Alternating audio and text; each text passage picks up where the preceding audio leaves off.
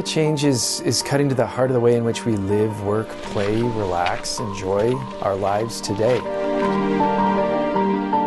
Climate researcher Max Boykoff says climate change basically refers to changes in the energy balance of the Earth. And what's changing that energy balance involves the Earth's atmosphere. As our planet experiences radiation from the sun, some of that radiation gets reflected back to space. But due to greenhouse gases like carbon dioxide, some solar radiation gets trapped in the atmosphere on its way back to space, causing the planet to warm. Data shows carbon dioxide levels have been increasing at a rapid rate since the Industrial Revolution in the early 1800s. Because of that, the greenhouse gas effect has gotten worse, and it's having long-lasting effects on the planet's conditions, including weather. It's important to note the difference between weather and climate. Weather, determines what you wear when you wake up in the morning, but climate refers to the kind of wardrobe that you have in your closet.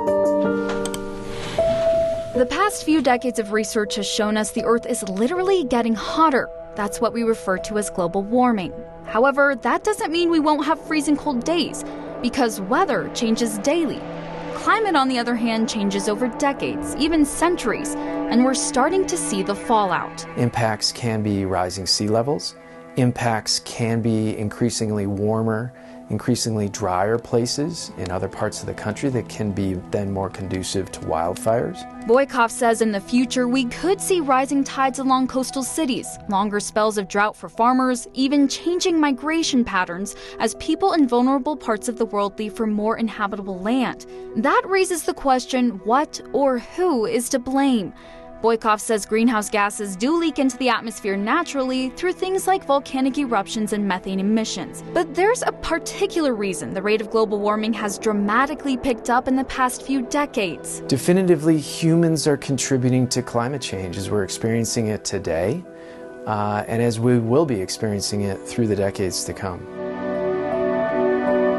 Boykoff breaks the human impact down into 4 categories. First, industry, which includes energy production such as heat and electricity. Infrastructure and household use are also big contributors, including the carbon we emit as part of our everyday lives. Then there's transportation, as everyone, people and businesses alike, rely on a wide variety of vehicles. And finally, there's land use management. As forests are cut down to clear land for agriculture and other purposes, we lose trees, which naturally pull carbon dioxide out of the atmosphere. Even though the science to explain climate change is out there, the topic is still causing confusion and controversy.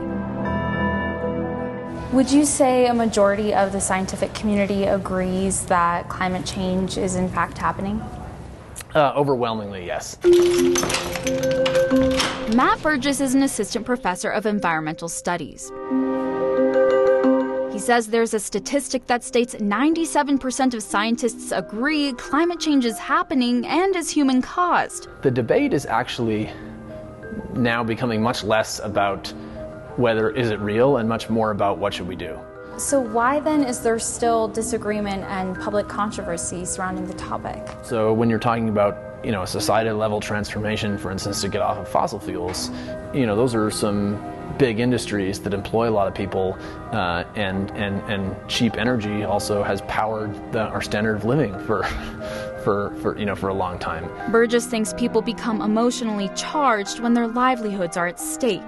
Scientists say proper education has now become essential in the fight against climate change. This is no longer an issue that we're going to see play itself out into the future in other places where we don't live or where we'll never travel, but this is in the here and now. I'm Elizabeth Ruiz reporting. We often think of Earth as a unique place, but it actually has a lot of geological features that you can find on other planets in space.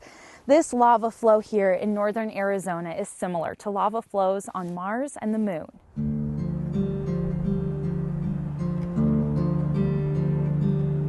Every rock tells a story. They tell the stories of past volcanic eruptions, meteoric impacts, and giant earthquakes. What we learn on Earth can also be applied to other planets. I personally work on the Curiosity and Perseverance Mars rovers. I'm involved with the laser instruments that are on top of their heads. They zap rocks with a laser and tell us what they're made of. U.S. Geological Survey scientist Ryan Anderson walks us around Sunset Crater in northern Arizona. He's showing us an example of a terrestrial analog. Analogs are places on Earth with geological, biological, or environmental conditions similar to those found on other planets. It's useful to have these analogs because we can't send people to everywhere we want to study in the solar system. You know, we've been to the moon, but just a couple places. It's really hard to get there, and the moon is the closest thing. There are analogs all over the U.S. and the world. The Grand Canyon, Yellowstone, and Sunset Crater here in Arizona are just a few examples. The USGS Astrogeology Science Center launched a program this year that will put extra attention towards studying the similarities and differences between these sites and the sites on other planets. Between where the Grand Canyon starts, this is Colorado River, and Glen Canyon Dam is north of here. USGS geologist Amber Gullickson says analogs were first used as training grounds for the Apollo missions in the 60s. Now they're being used again so future astronauts can map out best practices, making space missions as efficient as possible. To understand the length of a traverse, how long it takes to get there, to test out the various instruments that you're going to use in order to collect samples. We're really in the business of maximizing the science return from NASA missions. And now we're coming full circle because NASA's planning to go back to the moon again, and we're right there with them, helping them train and practice and get ready to go again. In Flagstaff, Arizona, I'm Elizabeth Ruiz reporting. In the ongoing discussion about climate change, we've heard a lot about the impact of melting glaciers, but have you heard about melting permafrost? New research released is quite alarming, but it's important to know there is still hope. Ecosystem researcher Ted Scher leads us into a lab at Northern Arizona University to show us a sample of permafrost. This sample is kind of a cylinder. We use these permafrost drills to cut into the frozen soil and extract a small sample. It's something that not many people are familiar with because most of permafrost is up in the north. So Canada, Alaska, Russia, that's where you find permafrost. And it's all below the ground, and it's ground that remains frozen year-round. Even though it can only be found in the Arctic, permafrost has implications for everyone because of its impact to climate change. You just don't hear about it as often. You know, glaciers and ice, those are things people see. They're above the ground. We can actually see them from satellites. So we map glaciers and we map sea ice. We have a good snapshot of what's happening. Now, permafrost is the ground. It's frozen ground beneath the feet. You have to dig down into it. You can't see it just from the surface. You can't see it from a satellite. And so it's kind of a big sort of mystery. A mystery that Ted and his team have been researching for decades, traveling up to Alaska to measure permafrost and forecast how much carbon dioxide and methane it will release into the atmosphere throughout the next century. They provided us with this footage taken near Denali Mountain in Alaska. Right now, we think there's about 3 times as much carbon stored in permafrost region as there is in the atmosphere. Ted explains carbon is a natural part of ecosystems, but the frozen ground stores it. As the permafrost warms, bacteria and fungi that live in the soil eat the carbon, creating carbon dioxide and methane. Those greenhouse gases get released into the atmosphere. When we try to come up with a number, we think it's going to be in the future the size of a large industrial nation. So if you take the future emissions of China or the US or Europe, for example, what we think will come out of the Arctic is kind of equivalent to one of those. Speeding up climate change even more. But the main point Ted wants people to take away from his research is that these projected carbon emissions aren't set yet. If we slow human carbon emissions, the permafrost impact won't be as drastic. 10 years ago, if we looked at the world, we were on this path of high carbon emissions. It was seemingly going up at a certain amount, and it seemed like there was little that people could do. But that has changed in the last 10 years. So the total amount of carbon emissions, instead of just continuing on that path, it started to level off. Climate scientists, we want the leveling off to go the other way and bend downwards. And so we're still coming on to that, but we're on the right path. Ted says there is reason to have hope and push forward with policy to reduce the worst impacts of climate change. In Flagstaff, Arizona, I'm Elizabeth Ruiz reporting.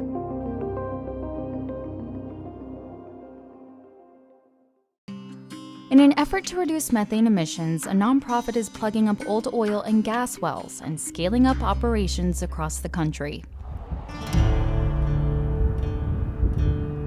It's a windy day in Toole County, Montana, about 30 miles south of the Canadian border. We're headed out to an orphaned well location today. Curtis Shuck is the chairman of Well Done Foundation, formed specifically for identifying and plugging abandoned oil and gas wells. Watch your doors in the wind.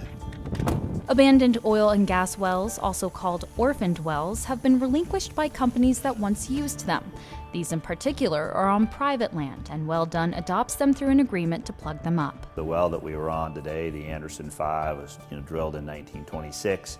Produced, viable oil for maybe 70 of those years. Curtis says wells will transfer from operator to operator until the last person standing is out of business because the well is no longer commercially viable.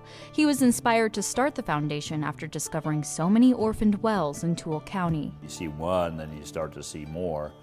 And I was literally horrified and embarrassed as being in the oil and gas industry for nearly 30 years. I couldn't believe that in any universe that it would be okay to leave something like that behind for somebody else to deal with. According to the Environmental Protection Agency, there are millions of orphaned wells across the U.S. A percentage of those wells, like Anderson No. 5, are considered super emitters because they're releasing so much methane. Methane is a potent, short-lived greenhouse gas, which is responsible for more than 1/4 of the warming we're experiencing today. Stephen Hamburg is the chief scientist with Environmental Defense Fund. He says methane needs to be dealt with quickly because it could cause more warming than carbon dioxide in the next couple decades. Methane is going to drive the climate changes we see in my lifetime and my daughter's to a large degree. And carbon dioxide will dominate the changes that we see over our grandchildren's lifetime. The sources of methane emissions include raising livestock, managing waste, and producing fossil fuels like oil and gas. At the annual Climate Change Conference, more than 100 countries signed a pledge to reduce methane emissions from human sources by 30%. When it comes to plugging orphaned wells, Curtis, who provided this video, says it hasn't been a cheap endeavor. It's been paid for through corporate sponsors, individual donors, fundraisers, and even out-of-pocket expenses. We can make a big impact one well at a time. Every little bit counts. So far, since November of 2019, the Well Done Foundation has plugged 14 wells with cement, creating approximately 40 jobs along the way. And that number will continue to grow as Well Done scales up. Opening up an entire new frontier, if you would, in the measurement and monitoring space. Curtis says the oil and gas industry is in a state of transition and simply needs to adapt. Well Done Foundation has big plans for 2022, expanding into more states like Oklahoma, Pennsylvania, and California. Let's leave this place better than the way we found it. Let's do our part and really lean in, and we can make a difference, and we are making a difference one well at a time. In Oilmont, Montana, I'm Elizabeth Ruiz reporting. In a town on the Puget Sound of Washington, Mario Rivera makes his way down to the secluded beach in his backyard. It's a little bit of a trek. We have to walk a little bit to get to it. To get to the adult male gray whale decomposing on his property. 40 feet long, we named it Gunther. Gunther is one of 30 gray whales that have washed up dead on the shores of Washington so far this year. If you include Alaska, Oregon, and California, that number jumps to 81 and counting. The National Oceanic and Atmospheric Administration is calling the phenomenon an unusual mortality event, and there's simply not enough storage space for these massive decomposing animals. This whale got stranded about 3 or 4 miles down here. Homeowners in the area weren't too happy about where Gunther landed naturally, so the Marine Mammal Stranding Network had to find somewhere else to designate as his final resting place. And my wife and I just looked at each other and said, hey, let's take it to our property. With permission from their one neighbor, Mario and his wife were the first to volunteer their property as a place for the whale to decompose. And they were the start of a movement. NOAA says 15 more have volunteered since. It's an unexpected response, considering, well, the scent of a decomposing whale is far from pleasant. It smells like a rotting whale. Mario says the stench comes and goes with hot temps and the wind, but he's been covering it in lime to help, and he says the pungent smell will likely go away after a month. What's more important is that Gunther has given Mario and scientists an opportunity to study why so many whales may be dying. When we opened them up, we found nothing but eelgrass. And eelgrass is not part of their diet. This whale was what we call desperation feeding. My name's John Kalambokidis. I'm a research biologist with Cascadia Research. John has been studying whales along the West Coast for 35 years. He says the malnourished state of Gunther was very similar to what they've been seeing with other dying whales. Most of these whales have shown up very thin and emaciated, very little oil or fat in their blubber layer, which suggests they didn't get enough to feed last year. Gray whales spend the summers feeding in the Arctic, then migrate south near Mexico for the winter. All the whale strandings show some aren't making it through their normal seasonal fasting as they migrate back north along the West Coast in the spring. John says it still isn't 100% clear why so many whales are dying, but he thinks it's at least due in part to food supply not being able to meet the demand of the West Coast's growing whale population. Most recent estimate was 27,000 gray whales in this population. Research biologists have seen this trend once before, back in 1999 and 2000. The theories were the same, and gray whales have made a comeback in the following decades. But now scientists are questioning whether warming waters is also playing a role. So we're not yet alarmed about this in the sense that we've seen something like this before and they've recovered from it. But we really do want to understand what's going on, and particularly since there have been such dramatic changes in the Arctic ecosystem, making sure there isn't also a climate change element to this that could suggest a longer term pattern we need to be more concerned about. According to John, waters are warmer and ice cover has dramatically been reduced, changing the dynamics of the ecosystem and how whales reach their prey. Part of their job as research biologists is to learn if there's more to the story. John says they study each carcass, searching the tissues for disease or contaminants, but for now, the main issue is dealing with the abundance of dead whales.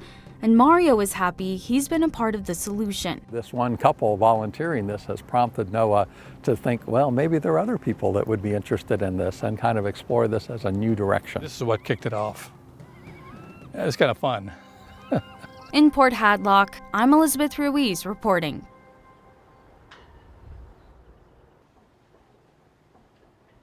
This summer, the western U.S. experienced record-breaking heat. Climate scientists have warned about it for decades. But instead of focusing on the problem, one farmer is putting all his energy into a solution. In his 25 years of hunting down extreme weather across the country, Dr. Reed Timmer says he's witnessed the impacts of climate change firsthand. Just seeing these massive fires that are producing huge pyrocumulus clouds that are even capable of producing strong, damaging tornadoes is something that I never thought I'd see in my lifetime. Wildfires, flash floods, hurricanes, and tornadoes, Reed has seen it all. He says these erratic weather events are becoming more frequent and severe. This summer, the record-breaking heat wave in the western U.S. killed hundreds of people. It's caused heat that we haven't seen in decades, if ever, in locations like the Pacific Northwest, Washington, Oregon, up into British Columbia. You get a lot of sinking air, you get a lot of dry conditions out there, prime for wildfires as well. And there's a lot of debate right now as would that heat wave happen if we didn't have climate change? Was it made worse by global warming? For farmer Bill Parker, the debate is over. He says now is the time to be a part of the solution. Bill and his wife own Parker Pastures, a grass-finished beef and lamb business. Agriculture is definitely at the mercy of weather, and mitigating that risk is our responsibility. Bill is adapting to climate change through holistic management. It's the idea that a farmer can develop a system to better manage agricultural resources to reap sustainable benefits. His secret is in the soil. Long term, we have to be managing for weather resiliency, whether it's drought resiliency or flooding resiliency, and that's done by our soil surface. You know, the soil is like the lifeblood of our civilization, but it gets very little attention. Bill's mission is to cover bare ground with plants, including weeds. Plants are our only means of taking carbon dioxide out of the air and putting it in a stable form of plant mass, whether you're talking trees or in my business, it's grasses and forbs, and that means the above ground biomass and the below ground biomass. And the more biomass I grow, the more carbon I'm capturing in the system. The plants on Bill's ranch capture carbon through photosynthesis. Then that carbon is stored in the soil, making the soil even more rich for the next season. It's called soil sequestration, but the process wouldn't be complete without grazing animals. All a cow is just a host for billions of microorganisms that can take that carbon that the cow ate and get the energy and the protein from those plants and keep the cow alive and keep the rumen alive and then poop it back out onto the soil where, oh, now there's all these microorganisms on the soil from the poop that can start to habitate into the soil. It's just this cycle of life that we don't see because it's microscopic. The more carbon in your soil, the more water it can hold. Bill says his crops grow back thicker every year. We better not have the attitude that we need to get out of nature and let nature take care of herself. No, we need to regenerate nature because we've already broken the cycles that created the diversity of flora and fauna that should exist out here. He says battling the impacts of climate change takes willpower and understanding, but he wants people to know it's possible. Regeneration is new life, new abundance all the time. That's hope. Hope is what Bill and Reed are holding on to as we face the drastic changes due to climate change. I think I'm probably going to be very busy as a storm chaser moving forward as well, but it doesn't mean that we can't keep fighting against climate change and trying to lead to a cleaner planet and try to reduce emissions the best that we can. I'm Elizabeth Ruiz reporting. Right now, I'm standing on top of 25 million gallons of manure and water. Instead of the methane underneath me being released into the atmosphere, it will be converted into sustainable energy. As someone who loves cows, touring a dairy farm is a dream. This milk will go on to nourish many bodies, but not everything that comes out of a cow is desirable. Cow manure releases methane gas into the atmosphere, contributing to climate change. But more and more farms, currently 331 across the U.S., are using anaerobic digesters. The EPA explains anaerobic digestion as a process through which bacteria break down organic matter in the absence of oxygen inside a sealed vessel. About 15 years ago, we started hearing about digesters, and I became intrigued because one of the biggest costs that we face on the dairy is our power costs. Not only do digesters prevent methane from being released into the atmosphere, but they also produce renewable energy. Steve Shahadi is a third-generation owner of Bar 20 Dairy, which is one of 7 farms in the country to win a 2022 U.S. Dairy Sustainability Award. I think what makes our project unique is the fuel cell. The fuel cell is the first of its type to run on biogas. They have several hundred of these throughout the country, but normally they run on natural gas. And so they took it one step further to take methane from a dairy. Instead of using natural gas, they use cleaned up methane to produce energy, and it's near zero emissions. The energy the farm produces powers the entire dairy operation, and what's left over goes into the grid, helping power electric vehicles all over the state. Steve says the annual carbon emission reduction is equivalent to providing clean power to more than 17,000 electric cars per year. Dairy business is a tough business. There's less and less dairy farms every year. And so in order to be successful, I think this shows that we committed ourselves by the investment in this type of project, not just for milk, but for future generations. Steve says we live in a time when dairy farms are collaborating to save money, resources, and the environment. There's promising studies on additives that you can feed that help the feed efficiency of a cow so that she processes her feed with less methane. And they're also looking at genetics, traits for breeding animals with genetics that have less methane traits. So the future is exciting. In Fresno County, California, I'm Elizabeth Ruiz reporting. I was in Texas Texas in February of 2021 when a winter storm caused millions of Texans to lose power. And now, record-breaking heat is causing concern that the same could happen elsewhere. But the good news is that grid experts say that renewable energy could prevent power outages in the future. This summer, the power grid is being tested by record-breaking heat. We're seeing that coal and gas-fired power plants are tripping offline either in extreme heat or extreme cold over the past couple years, and that they also depend on fuel infrastructure, gas pipelines, coal trains that are themselves very vulnerable to extreme weather. Mark Dyson is a managing director at Rocky Mountain Institute. The nonprofit works across the global energy industry. While he says coal, natural gas, and nuclear power plants are decades old, renewable energy is stepping up to the plate. In Texas, we saw an early season heat wave in June where wind and solar at times produced almost 40% of the electricity in the state during those hot afternoons when people were running their air conditioners the hardest. According to a grid reliability report from North American Electric Reliability Corporation, the Midwest is the most at risk for power outages this summer, especially in states like Indiana, Illinois, Michigan, and Missouri. The western U.S. is also under threat. So far, the grid is bending. It's kind of designed, it's acting the way it's designed. It hasn't broken. John Moore with NERC says decarbonization efforts are important, but there are times when the sun is not shining and the wind not blowing.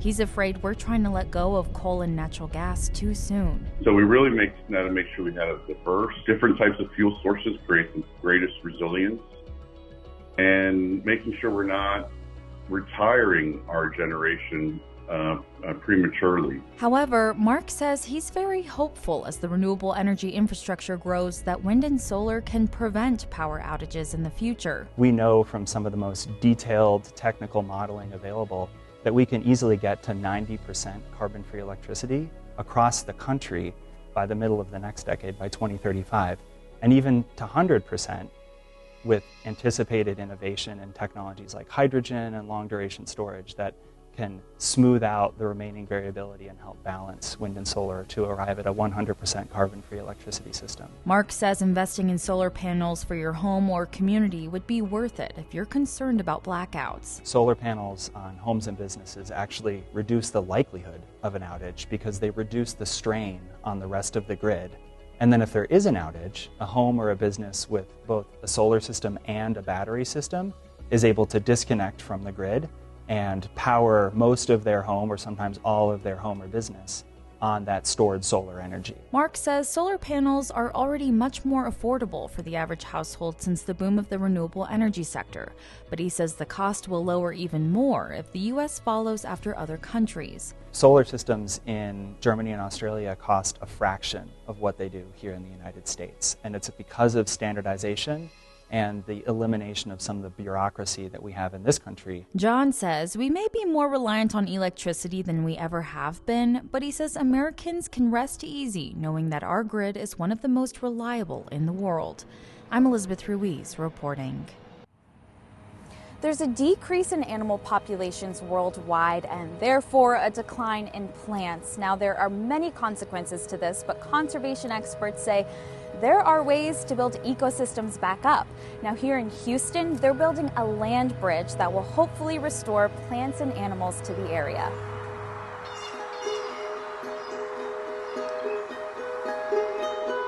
The ground beneath us and the trees over our heads have provided birds and mammals a place to call home for billions of years. But ecosystems change throughout time, sometimes leading to the death of animals. One of the biggest drivers is loss of habitat. Biosciences assistant professor Lydia Boudreau works at Rice University. She's been working alongside research scientist Evan Fricke. Hello. How's it going? Pretty good.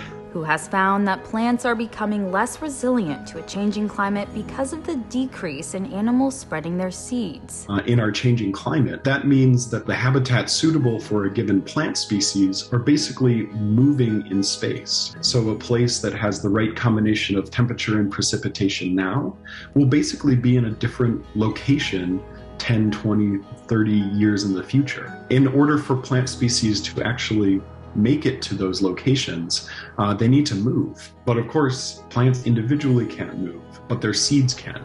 Fewer plants and trees means less carbon can be sucked out of the atmosphere. We know that a lot of the tree species that these large-bodied animals disperse the seeds for have more density in their wood, and so they're able to store more carbon. Researchers say it's a vicious cycle that leads to even more loss of habitat, but thankfully, hope isn't lost.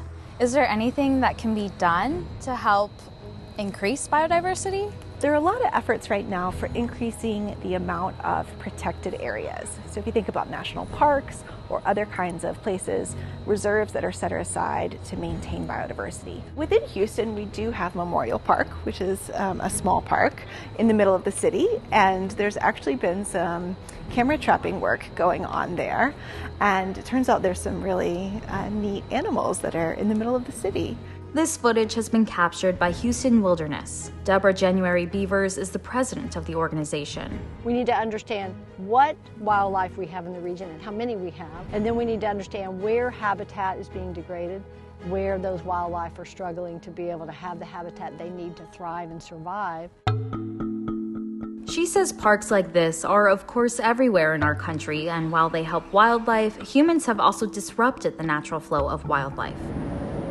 Houston has a solution that it thinks other cities can learn from. There is a major thoroughfare, Memorial Drive, that runs right down the middle of it. And so it has separated the two pieces of the park for many, many, many years.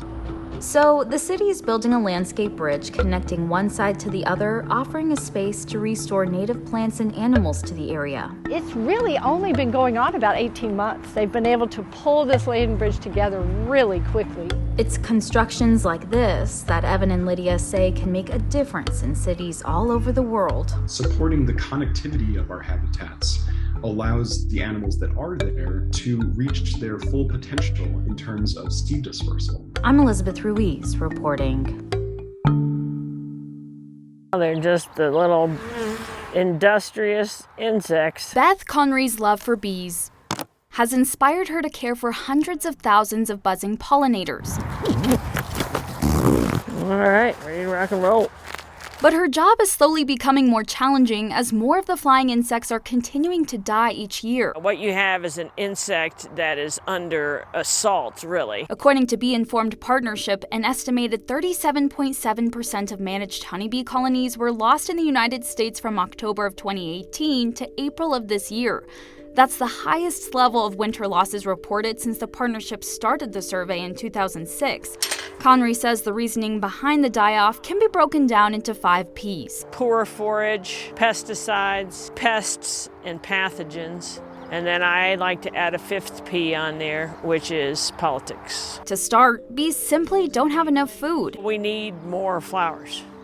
But it's not enough to just plant flowers. You have to not spray them. That's where the 2nd P comes into play. Conry says pesticides are used to kill harmful insects, but bees are affected too.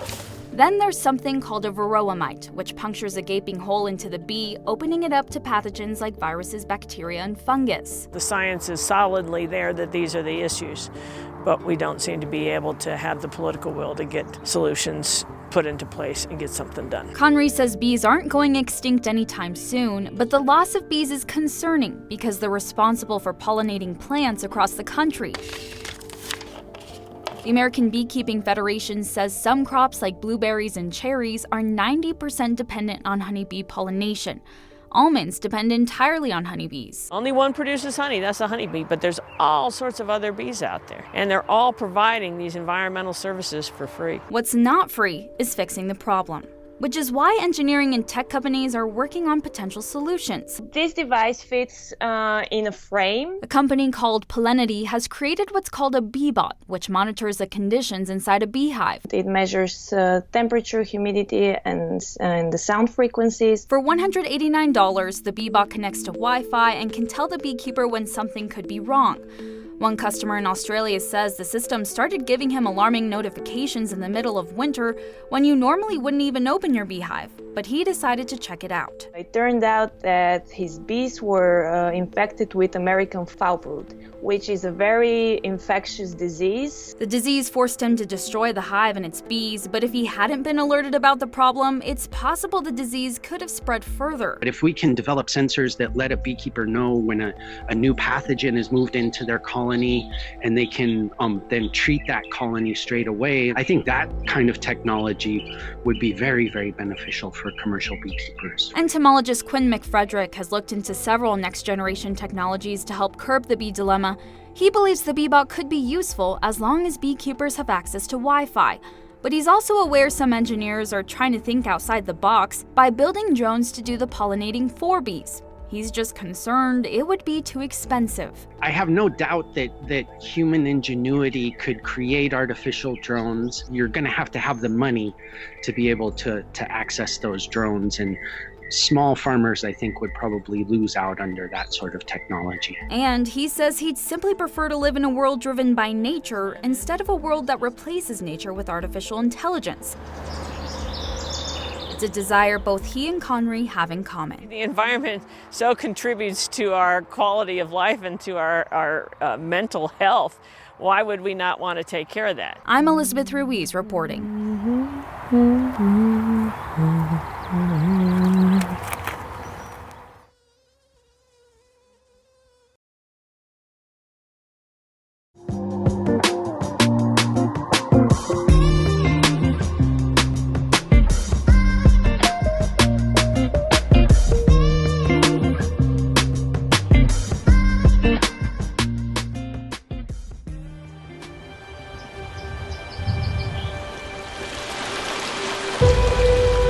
Whether it's searching for inner peace, getting good exercise, or simply enjoying nature, more and more people are getting outdoors. Hanging Lake is one of Colorado's most unique gems.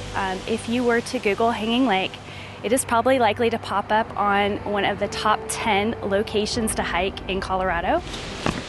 Hanging Lake Trail is a 1.2-mile trek to a lake that hangs in a valley.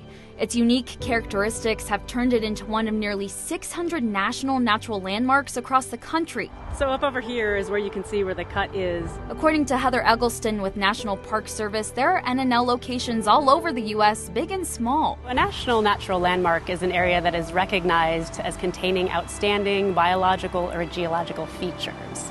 And each site really is an important example of America's natural heritage. Valley of the Fire in Las Vegas, Diamond Head on the island of Oahu, and Okefenokee Swamp in Georgia are a few others. Hanging Lake stands out because of its hanging gardens, and minerals in the water give it a gorgeous turquoise color. But each year, crowds have continued to grow. Now the trail has started to get overrun with tourists, impacting the lake's fragile ecosystem. Visitors are coming from everywhere to visit this site because they're hearing about it. The growth and popularity of Hanging Lake really took off with the social media influence. And when one person goes, they find out from their friends and see a picture, and they're like, I want to go there. Marcia Gillis is a deputy district ranger with White River National Forest. She says the trail has seen a 50% increase in visitation the past 3 years. On busy days, you would have 1,300 people hiking Hanging Lake. How's the hike? There was a loss of vegetation on the sides of the trail. These guys, these little tiny first-year plants we probably wouldn't have seen last year. People were littering. That was a really good strawberry oat bar, I'm sure. And parking at the bottom of the trail was nearly impossible. I heard before it was hard to find parking. You have to get here like super early. It's a problem other NNLs are experiencing as well. Valley of Fire has tourists flocking to Las Vegas at a rate that's put a strain on the outdoor wonder. Same goes for Diamond Head and other NNLs this time of year.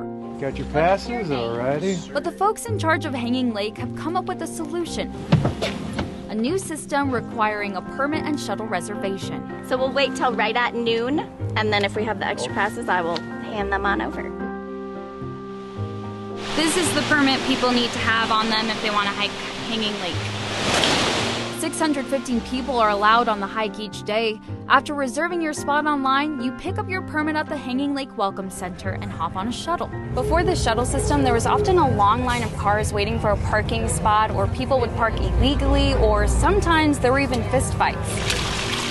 A little extra effort comes in making a reservation, but the hope is to preserve the National Natural Landmark while also keeping hikers happy with the experience. I mean, there's pros and cons to both, but I don't complain. I'm not complaining about this system. I think it's like convenient, and that way, you know, it preserves the land, doesn't have people parking everywhere. It's pretty tricky, and so you really wouldn't want to be stuck behind people or in tight groups. You want to be able to move freely to safely climb up there.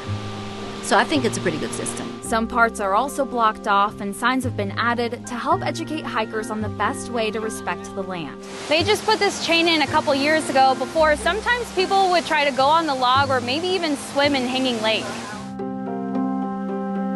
Because each National Natural Landmark is owned by a variety of public and private landowners, there's no data to show how many NNLs are dealing with the issues that come from large masses of people. But since the new system has been implemented at Hanging Lake, the trail is slowly getting restored, and hikers say they can safely enjoy the trail as nature intended it to be.